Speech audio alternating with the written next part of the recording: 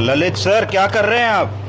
Sir percussion करा रहे हैं। परकशन करा रहे जी हैं? सर। ये परकशन क्या होता है, बच्चों को बताइए।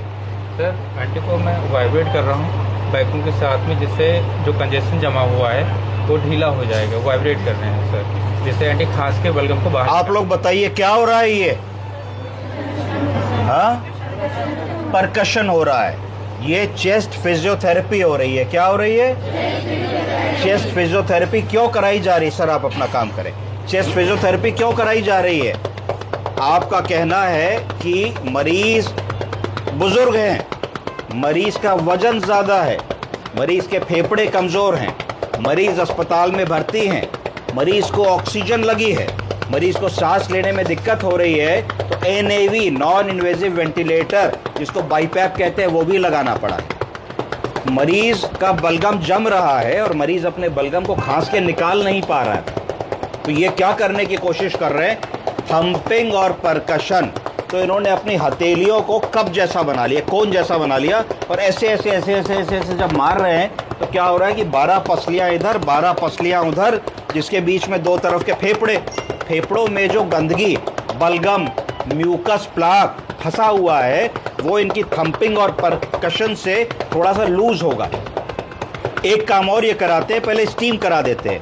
तो जब स्टीम कराते हैं तो भाप अंदर जाती है, गरम गरम भाप उस चिपचिपे और बेशरम बलगम को गला देती है, लूज कर देती है।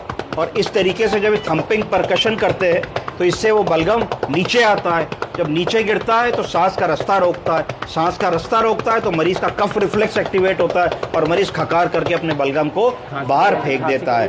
तो इसको कहा जाएगा clearance of the lung, toilet of the lung. किसी भी जगह की सफाई को करने को क्लियरिंग कहा जाता है, वरना ये बलगम भरा रहेगा अंदर। आप बाईपैप देते रहेंगे, बाईपैप से हवा जाती रहेगी, वो जिद्दी बलगम को और अंदर पुश करेगी और मरीज ठीक नहीं होगा। तो ये ICU में, क्रिटिकल केयर में, हर मरीज में चेस्ट एंड लिम्ब फिजियोथेरेपी का बहुत ही इंपॉर्टेंट रोल होता है। चेस्ट मोस्ट वाइटल ऑर्गन है। अगर आप ध्यान नहीं देंगे तो देखते ही देखते उनका SpO2 मेंटेन नहीं होगा, हाइपोक्सिया होने लगेगा और मरीज को बड़े वेंटिलेटर की ज़रूरत पड़ेगी, जिसके लिए आपको इंटुबेट करना पड़ेगा।